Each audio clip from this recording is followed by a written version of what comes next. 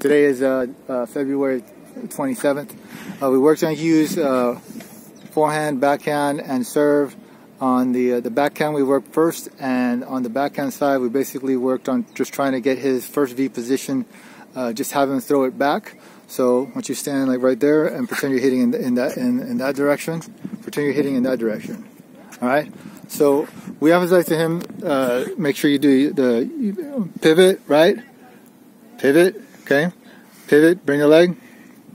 All right. This would not really focus too much on that, but the main thing we focus on is the main thing we focus on is have you go ahead and focus on from the elbow joint up to the shoulder, so this particular structure right here, not to really pay attention to all of this other stuff, because when he goes back to first V, this stuff will likely be in incorrect position.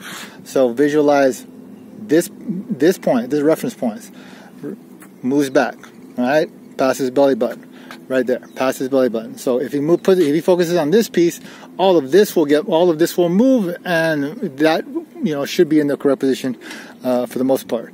Now, one thing we wanted him to stop doing is stop popping this elbow up.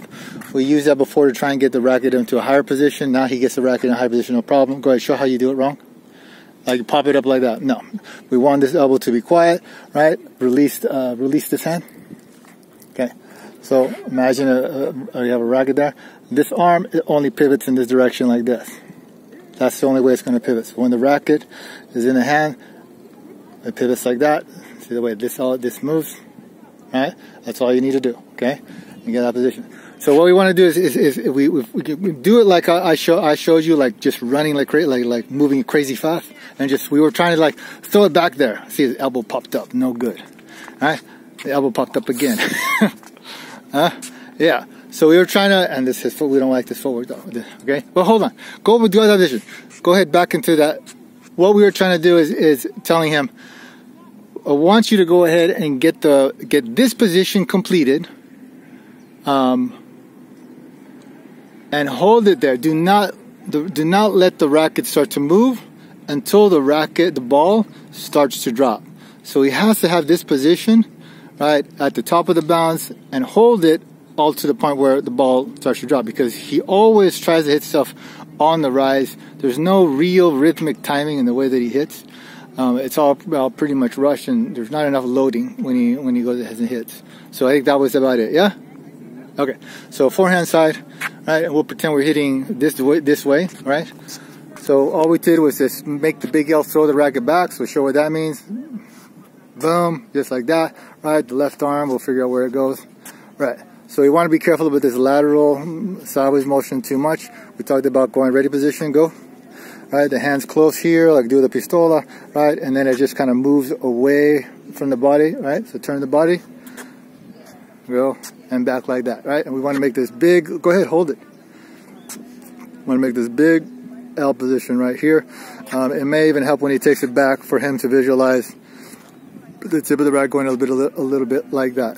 And hold this position again. We try to get him hold this position again until the ball hits the top of the bounce. Do not go sooner. Now this is to fix timing. He rushes everything, right? Ultimately, once he masters this, gets this in the correct position, right? The goal will be to hit the ball at the top of the bounce, right? He's just so late on taking the racket back right now. So we're actually giving an incorrect instruction for what we want down the road, just to speed up his timing. Okay, and then the serve. So in the serve, we talked about, well, imagine we're hitting this way again. We talked about, imagine that go ahead, do the serve, the motion, the full motion. So the circular path the racket follows, go ahead, like go to the T position. Go to the T position, like this. All right. So we imagine like the serve follows this motion right here. Imagine he's in a sphere like this. And so what we got him to do is to reach as far out this direction with his arm, his right hand, right, as if he's trying to, like, the size of the sphere is much bigger that he's trying to make, because otherwise everything is too compact and too close. So that was big when he did that pretty good. And then We're not going to work on fixing the circle right here just yet. What I wanted him to work on was as he went up to hit the ball, his strings are facing up to the ball. He's pancaking it too much, right? So we taught him to go ahead and focus on the edge of the racket going up to the ball, using his fingers here. We look at the edge of the frame here, follow it down, right? And then we look at the fingers right here. Have him pay attention to where these fingers are pointing. Do an abbreviated motion where the racket just starts back here. Very important that this piece right here is flat and not bent forward like this, which he likes to do, right? And visualize the fingers facing up, right? And then stop. Go back to that big L position. Another big L position. Go back to the big L position. Right, so right before, right there. Okay, that's not where I left it. All right.